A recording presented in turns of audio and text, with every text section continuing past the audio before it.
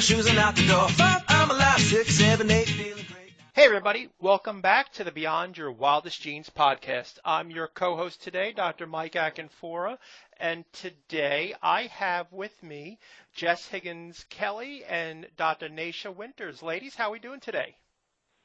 Excellent. Thanks for having us.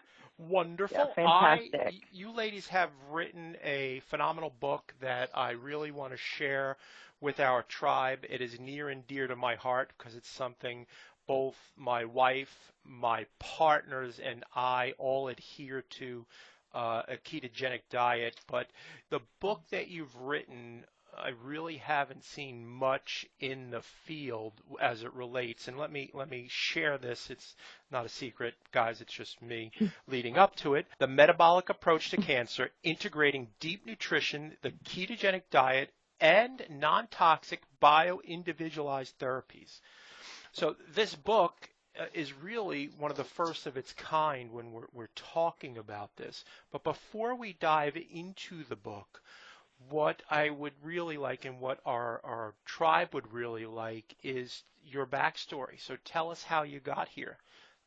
You can pick who wants to go first. It's completely up to you. Let me read the bios of these fine authors, and then we'll get right into this. Dr. Naisha Winters, ND, FABNO, LAC, and Diplomat of Oriental Medicine, is the founder, CEO, and visionary of Optimal Terrain Consulting.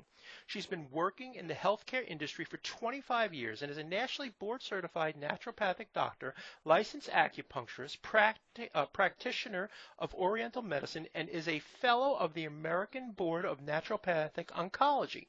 Initially motivated by a terminal cancer diagnosis 25 years ago, she now lectures all over the world and trains physicians in the application of mistletoe therapy, consults with researchers on projects involving immune modulation via mistletoe, hyperthermia, and the ketogenic diet. She lives in Durango, Colorado.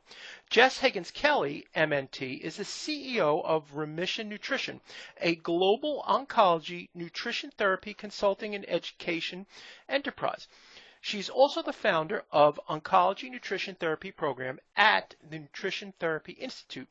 With an undergraduate degree in journalism, Jess has written health and nutrition articles for local and national publications and is the former managing editor of Edible Southwest Colorado magazine.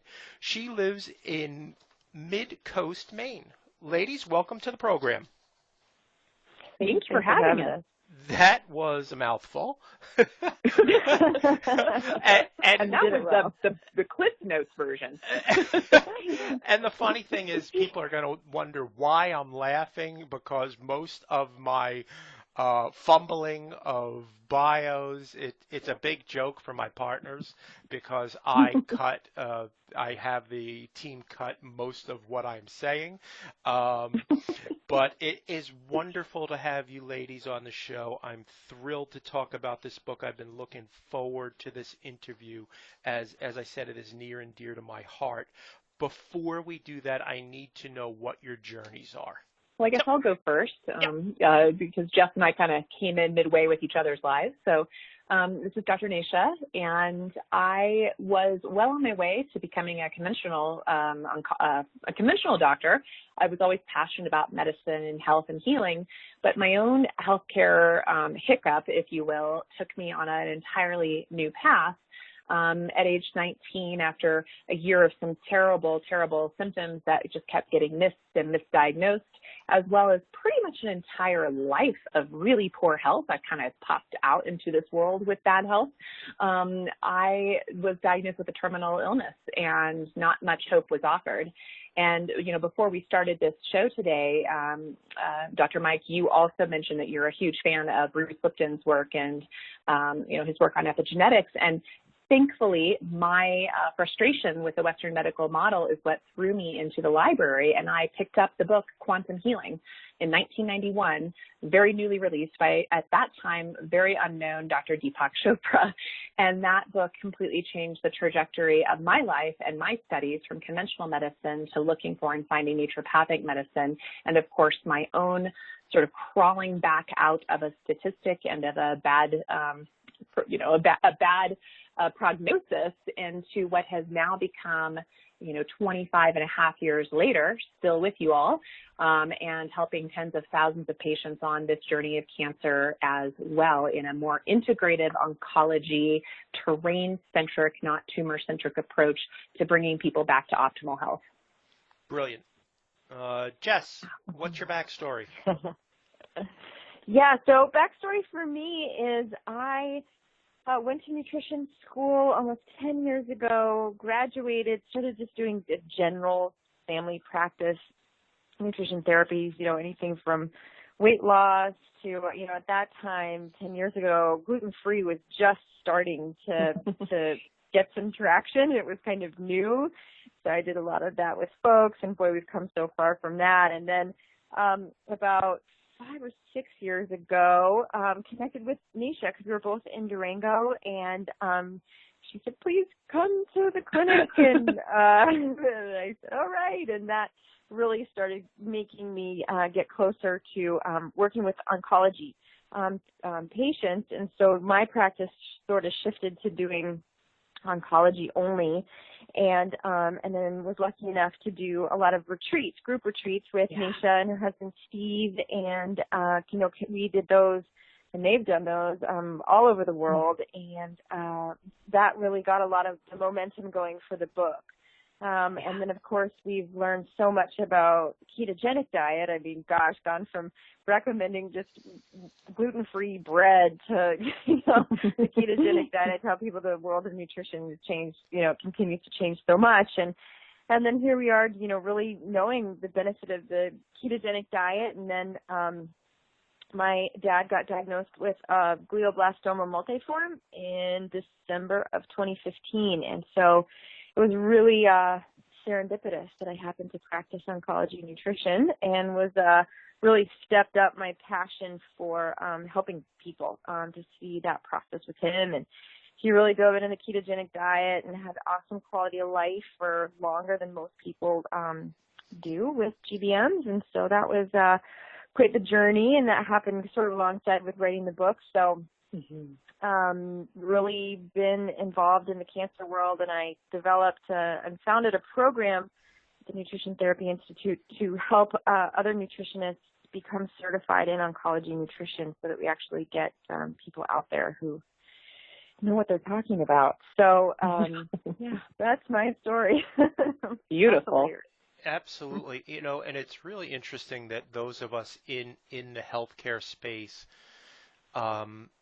it usually is something that occurs to in us or people that are close to us, and I think that's the calling card of, I'm not going to accept this model that's presented in front of me. I want to figure it out, and Marie Forleo says everything's figure outable. Everything. That's awesome. Are you talking Marie Forleo from the Chopra Center? Marie Forleo is a business coach.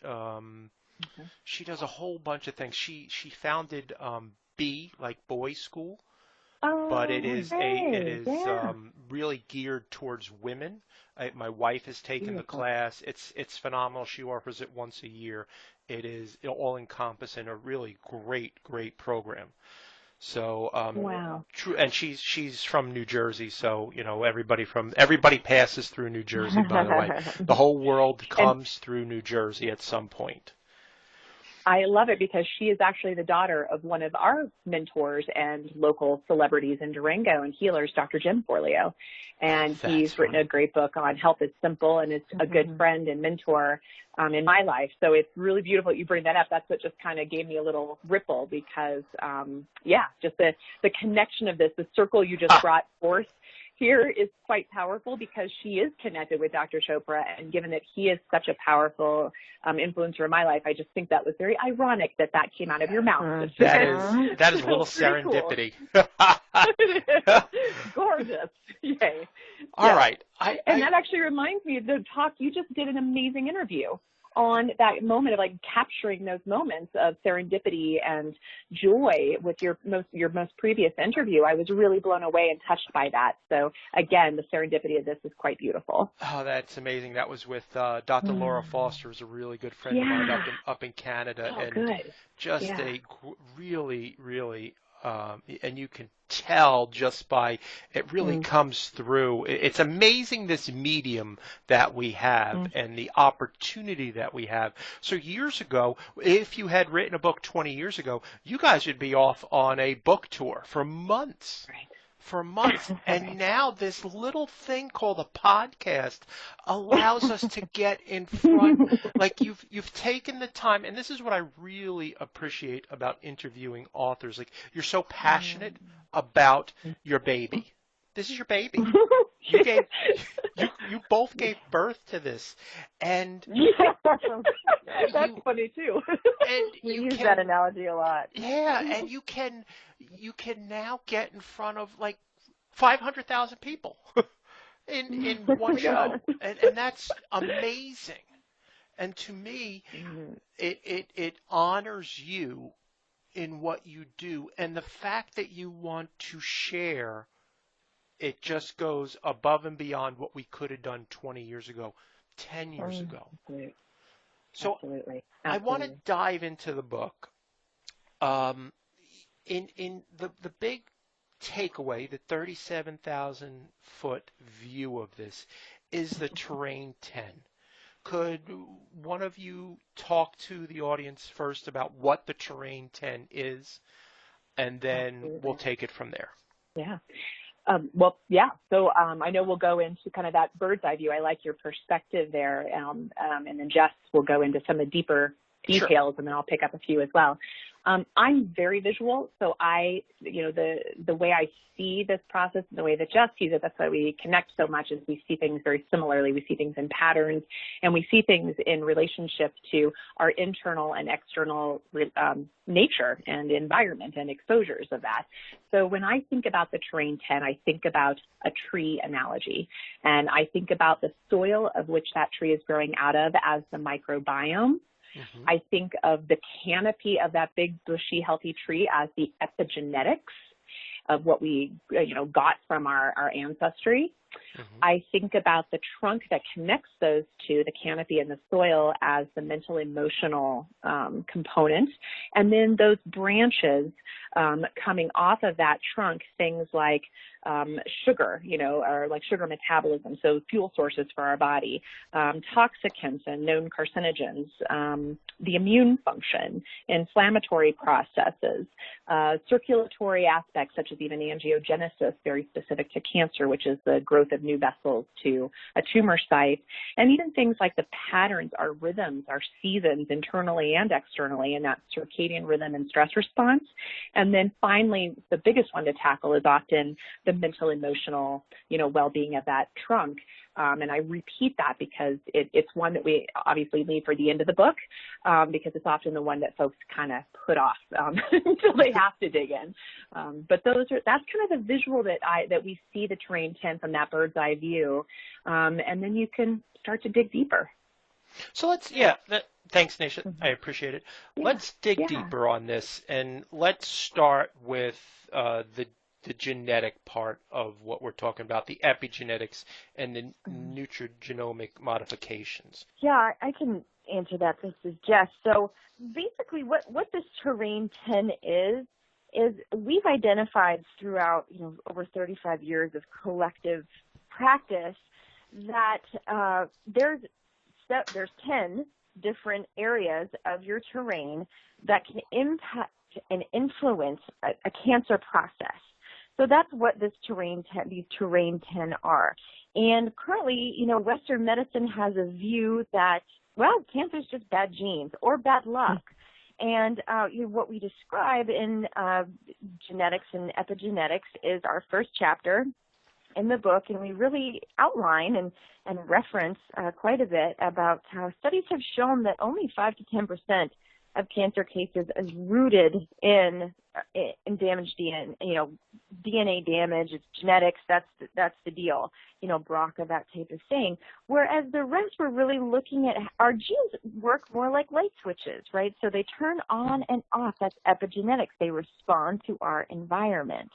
And so what we talk about, things that we're seeing, genetic things that we identify, lactose intolerance, and other food-related things, celiac disease, some of these things that are rooted in our genes, in our DNA, that because of our modern diets can cause inflammation and, tie into some of the other terrain areas, because they are all so connected.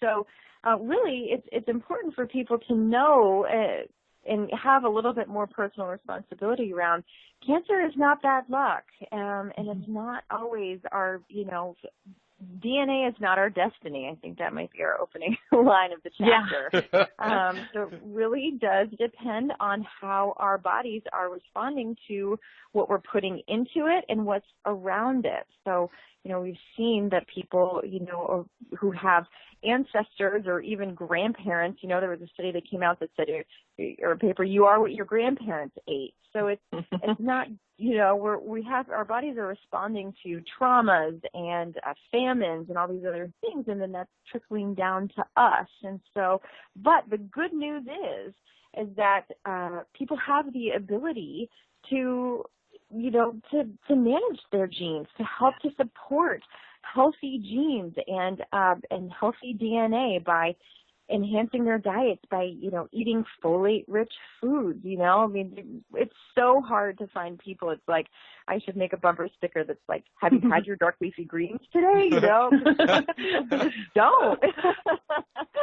So it's things like that, the study that came out that found that, BRCA carriers that consumed 40 milligrams, I think, of selenium, were able to normalize their DNA damage that occurred from being a BRCA carrier to be the same as non-BRCA carriers. So, with folate and selenium and some of these nutritional tools, we have the ability to address genetic issues. And I think that's really empowering for people to know that we have the ability to impact this, our DNA on a nutritional level. So, yeah.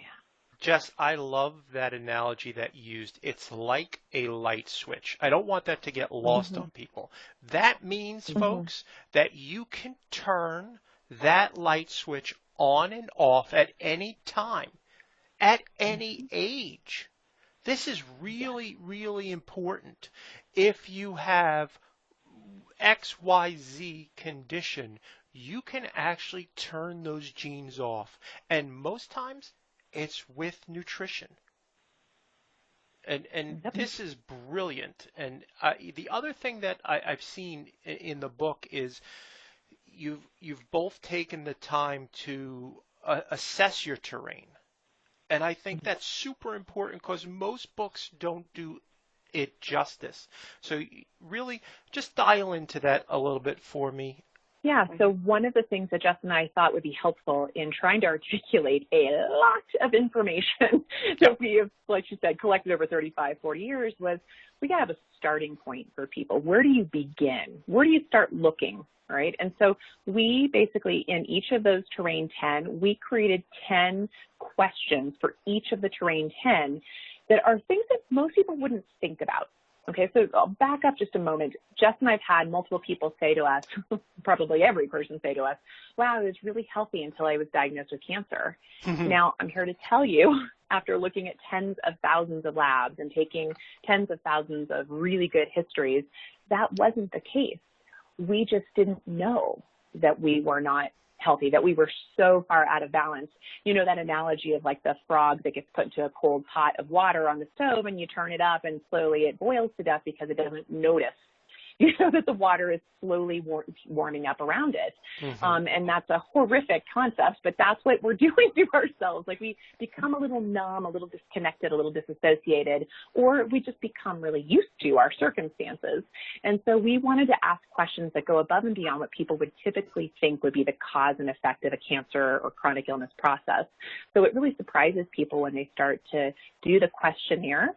So we have folks do the questionnaire and get a sense of maybe out of those 10 sections, which one stands out the most, or which 2 or 3 stand out the most, and then that's a starting point. That's a priority.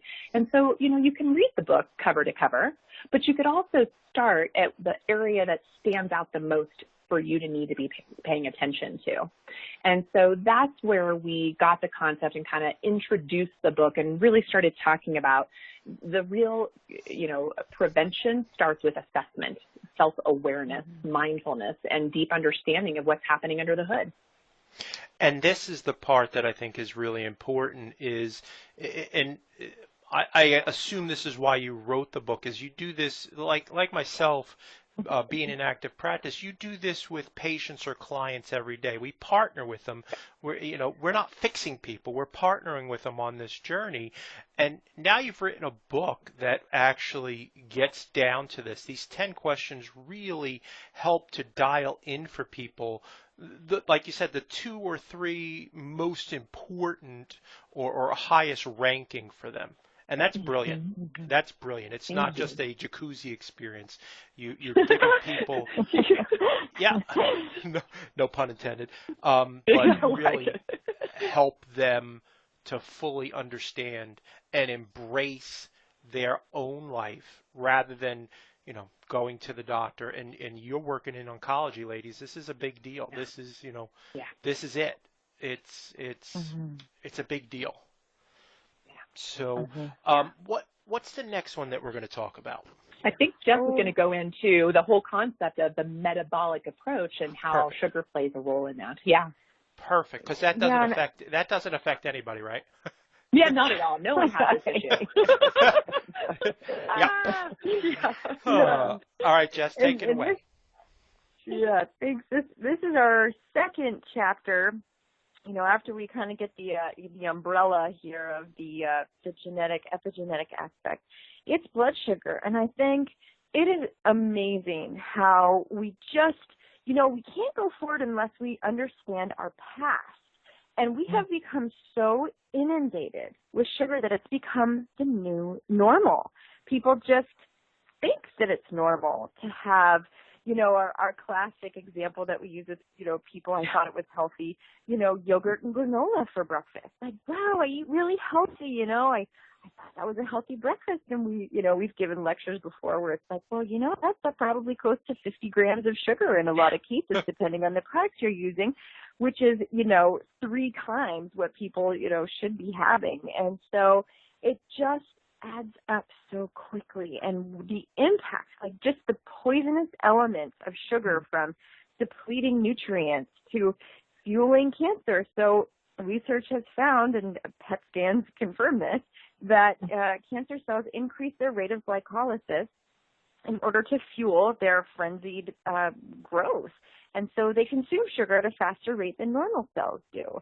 So, we all have microscopic amounts of cancer cells floating around our body. It's just, it's these terrain temps, like blood sugar, that just says, give them that little push. We use a mosh pit analogy in the book. It's just like, hey, I was kind of doing okay, but boom, this just pushed me up and over into the mosh pit, and now I'm a cancer cell, and I'm fueled out of control. And so it's, every morning you wake up, you think, hey, I'm having my yogurt, my granola, my coffee with a little, creamer in it, and bam, our sugar is so out of control. And people have no idea because they read labels, they look at calories, and they look at fat. This is unfortunately how our Western model of nutrition has ingrained this in people, and it's so utterly horrifically wrong that we've been taught to look that way. And we say, look at the sugar and look at the ingredients, because your body will tell you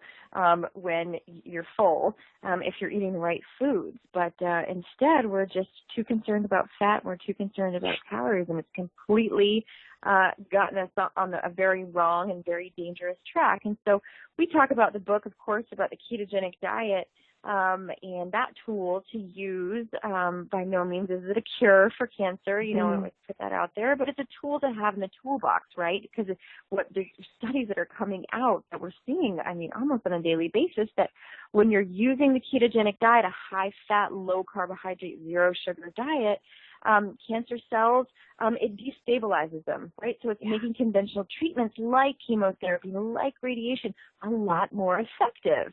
So why not have this tool on board? I mean, really, the case for this book is to bring nutrition therapy, and this approach should be part of a standard of care. There's absolutely no reason why it shouldn't, because it's very effective.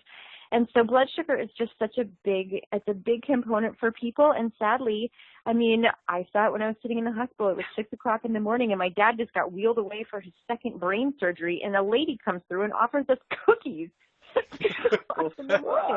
And it's like, I know that our hearts are in the right place and food is comfort, but I'm like, you know, we don't need cookies at 6 o'clock in the morning. You don't need to be sitting on an airplane being passed, oh, here's a cookie. They just hand it to you. And people, it's like no one's thinking. They're just on autopilot. It's like, oh, here's a cookie. Sure, I'll take the cookie. I'll eat the cookie. I'm sitting on an airplane at 8 o'clock in the morning. It's like, what is going on?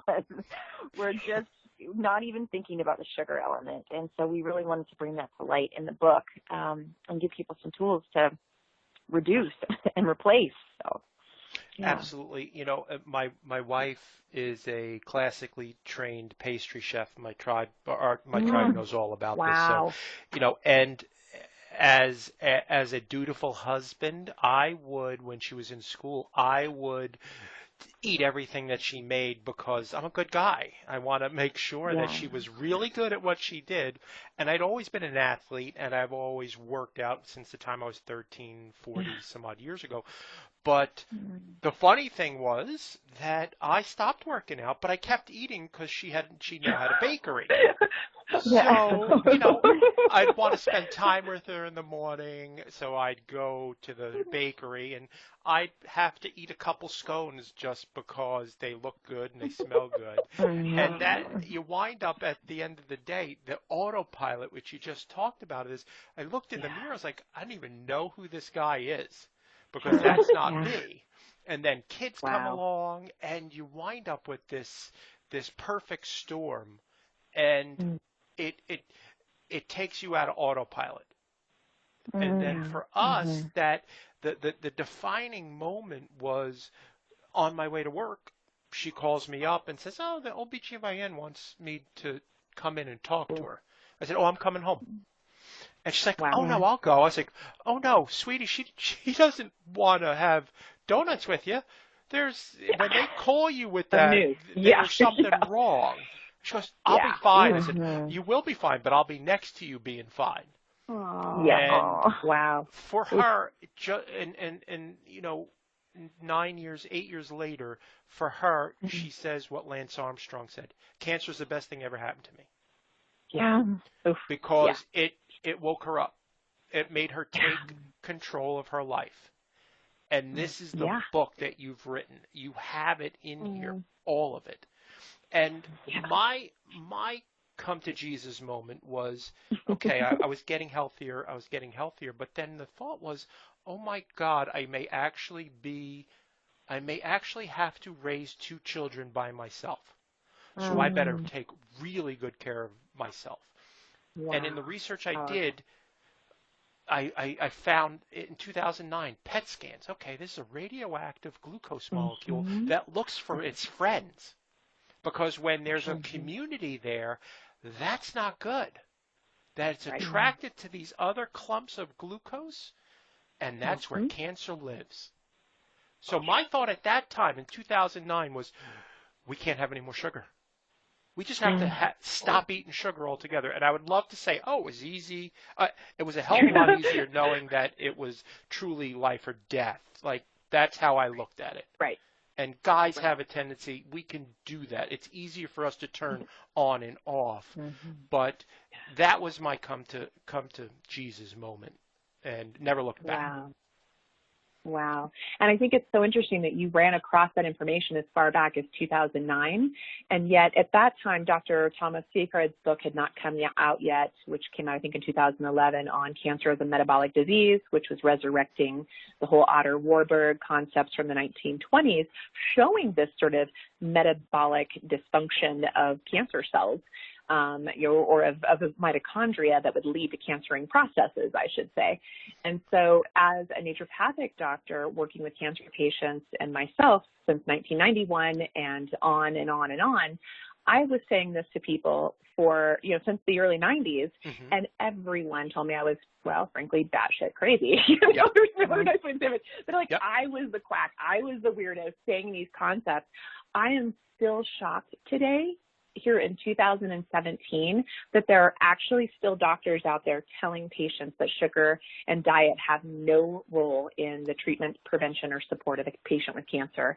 And I'm horrified. I literally, if any of those doctors are listening right now, please get yourself up to speed, because that's negligent. And we've come too far to pretend. I mean, we've known this since the 1920s, actually even before that, but we have really brought the data to light, including studies even out of MD Anderson and others that are showing the impact of sugar on a variety of cancer and cancer progression and proliferation of the cells.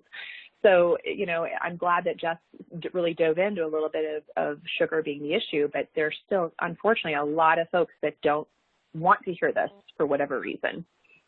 For whatever reason, we'll leave it at that. Yeah, exactly.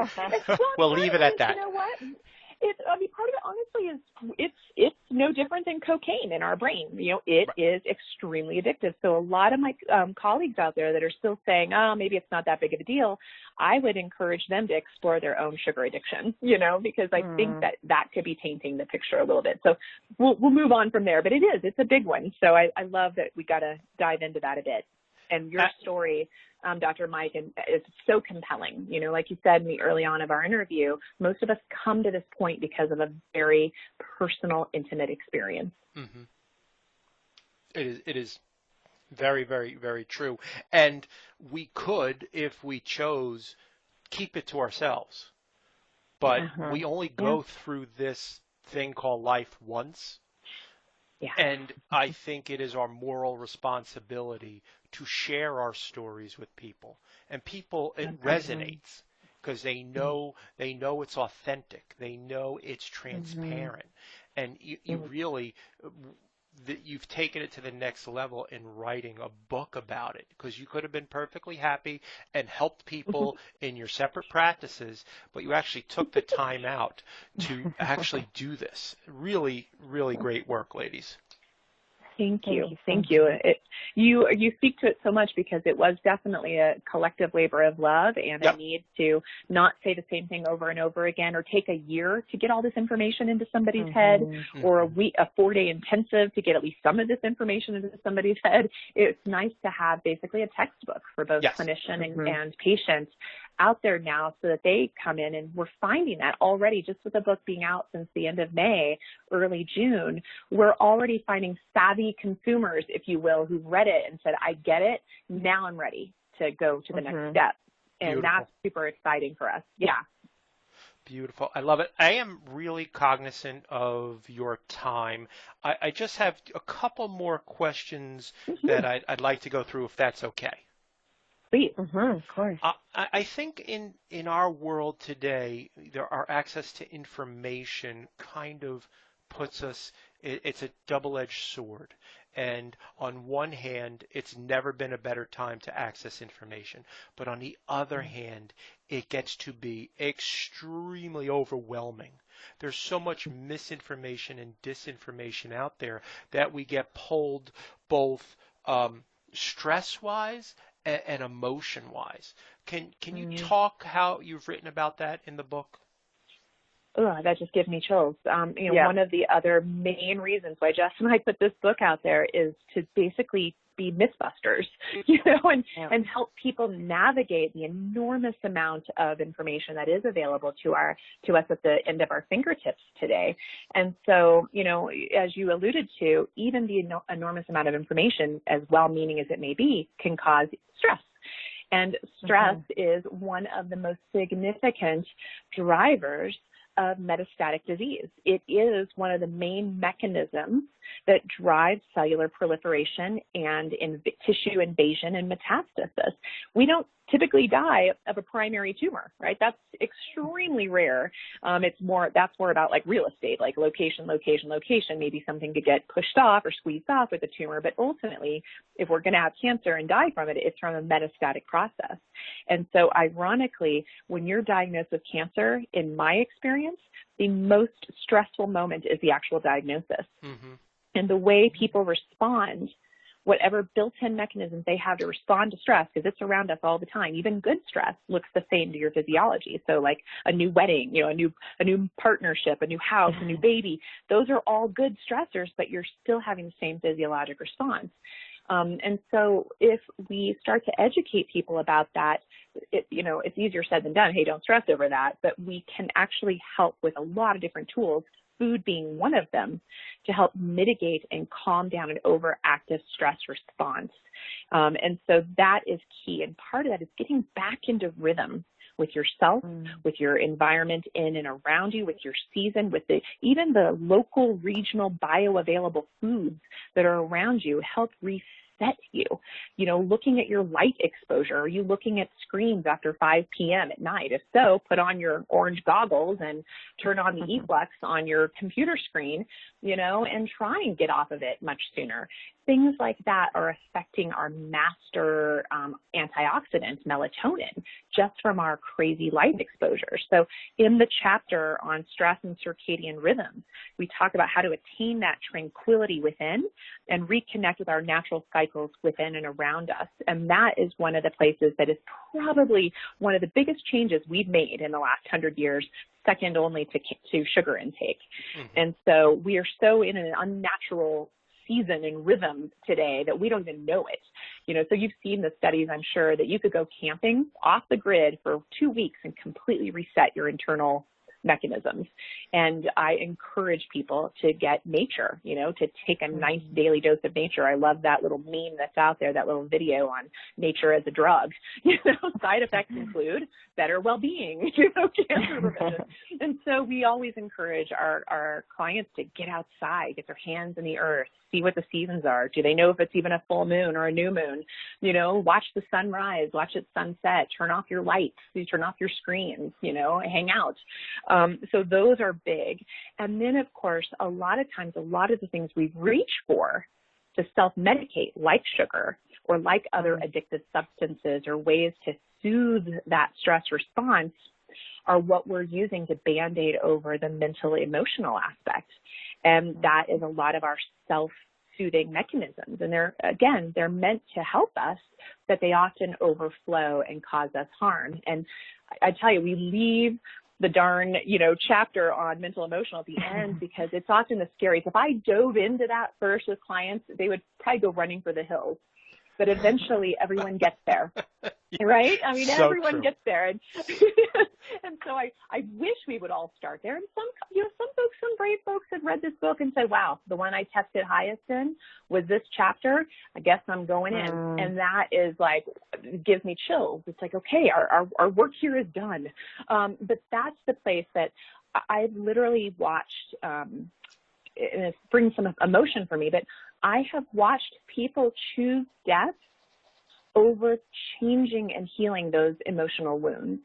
So, for instance, I've watched people do everything right. They're doing everything right, their diet, their lifestyle, their supplements, their meditation, and they're going through the motions on all of that. They're addressing all other of the 9 terrain factors perfectly. And yet cancer is still exploding, progressing, taking off. And I've seen it, there could be other issues, obviously, but what I've seen in tens of thousands of patients is it's often the last frontier, the mental emotional frontier. And I've actually had patients choose to avoid dealing with the trauma or the unfaithful partner or the extreme, traumatic experience versus, they'd rather die. And so sometimes those contracts are bigger than what, we as providers can help them with. But I've watched that, multiple times in the years I've been in practice. So I do tell folks when I'm working with them that eventually we'll get to that to that last frontier, and we'll need to tackle it. It's an important one. I don't really see people come fully into their healing and their wholeness without going there. I agree with you 1,000% on that. But I had a couple of things I just wanted to hit on. When you talk about nature, it's pretty remarkable. My wife and I grew up in a town a city right outside of Manhattan, and it's 3 square miles, and it's 65,000 people in 3 square miles. Oh my! It's a lot of people. There's a lot of people, and we got to this past week. We visited our partner. We all got together, both Dr. Decoya and myself, and our accountability partners that meet every Tuesday. And we visited our other partner, Wanda Lee, up in Nova Scotia. And my wife and I were hysterical because we were saying, "There's a lot of nature up here. We're not used to all the nature." And the funny thing is that we now live at the beach. So there is this magic that happens for me every night. When I come home, I come over a little bridge, and when I come over that bridge, it's like a reset. Like you could actually feel it when you come into the community, which is, interestingly enough, it's 3 square miles with 6,000 people. So it's a little seaside community. Yeah. But when you think about nature and what it does for us, and they've just recently found the work on earthing, but that's why everybody's so stinking happy when they're at the beach. Like it doesn't get any more primordial than walking on the beach with the water hitting your feet. It's miraculous. It's magic. It is beautiful. And that I would say it's really hard to be unhappy at the beach. So the other part that I wanted to talk about was it's really interesting because I think everybody should have a coach. Everybody should really look to grab a partner on any endeavor that you do. So I coach with a woman, her name's Jennifer Welsh, and we coach every week. And let me tell you, I got the intellectual stuff down, but as soon as we start talking about the emotional stuff, I can't even form words. Like it's just way above my head. Like it's like speaking Mandarin. You're talking in Mandarin. I don't know what you're saying, but it's really gigantically helpful in identifying what these emotions are and how they've impacted me over the course of my life, how they've worked to help me, and how they've challenged me to grow. And this is exactly what you're talking about. Yeah. Yeah. It's hard to get around it, that's for sure. It really is. It is truly just like you said. It's the last frontier because we can have everything nailed. We could have our nutrition. We could improve and shut off some of the genes that will affect us. We can exercise, but if our mental emotional status is not coming from, let's say, gratitude or abundance, there's going to be trouble. Because that too can actually affect the epigenetics. Yeah. Yeah. You know, that's what's so funny is writing this book, and I know Jess will back me on this. It is so hard to write a book in a linear fashion when it's a completely nonlinear process. Right. So, you know, it's like you tug on any component or you cut on any component of that tree and you're going to harm the whole tree. But also, if you come back and heal that little wound of that portion of that tree we discussed, you're also going to impact positively the rest of the tree. So that's where we try to explain to folks, you know, you don't really have to tackle all 10 at once. You could tackle one and start to make a massive improvement, a massive change. We try to offer that, you know, kind of cut through the overwhelm, cut through the myths that are out there and start to bring some empowerment and some hope back to the picture. I love that. And by the way, that tree analogy is brilliant. I love that. I absolutely love that. Ladies, I really want to thank you so much for taking your time to be on our podcast today. Do you have any parting words? Where can people find you in the world? Naisha, you want to start first? Sure. So again, if you want to find out more what I'm up to and the other types of lectures and sharing that I do, please check me out at optimalterrainconsulting.com. And that also, under that same Facebook name, you can follow activities of what's happening with Optimal Terrain there on Facebook. And then, Jess and I also have a Facebook page for our book, The Metabolic Approach to Cancer, and we try and keep you up to speed about things like this, our interview with you, and also new and updated research and information and recipes and whatnot that really tie into the book and the ideology around the book. And then you can also follow me on places like LinkedIn and whatnot. But I do consult with people to help them take that 37,000 foot view of what's going on and condense it into a very focused, individualized, precise roadmap to help them know exactly what's going on with their terrain and exactly how to bring it back to balance. I love it. And that is optimalterrainconsulting.com, correct? You got it. And Metabolic Approach to Cancer. You got it. Perfect. Jess, tell people where they can find you. Yeah, so I can be found at remissionnutrition.com, and so we have a website there. We do individual consulting, but we also do group classes, including, a big telesession about what to eat during chemo, what to eat during surgery, what to eat during radiation. We have a big education program starting this fall, and so and then we also do some practitioner training on how to implement the ketogenic diet with clients. So yeah, that all that information can be found on remissionnutrition.com, and then we do the Facebook bit as well, and so that's the best spot. Yeah. Brilliant. Thank you so much. That is remissionnutrition.com. Folks, that will all be in the show notes, so you don't have to, if you're driving, you don't have to stop the car and write. The founder of chiropractic, Dee Palmer, said that you never underestimate what you think, say, and do today will impact the lives of millions tomorrow. And you ladies have done that. Your work, what you've done today will impact people years from now. It is your legacy. It will far outlive all of us. And I am grateful for our time together. Wow. What a blessing. Thank you. Thank you so much. That means a lot. Thank you for sharing with our audience today. Folks, if you like what you heard, please go to iTunes and leave a review. It helps us help you. And I really appreciate it. This is one you're going to want to listen to again and again. You can find the book, The Metabolic Approach to Cancer, Integrating Deep Nutrition, the Ketogenic Diet, and Non-Toxic Bio-Individualized Therapies on Amazon or any of your booksellers. And I will also, that link will be in the show notes as well. So I want to appreciate and honor you all for taking the time to listen. Have a great day, everyone. Ciao.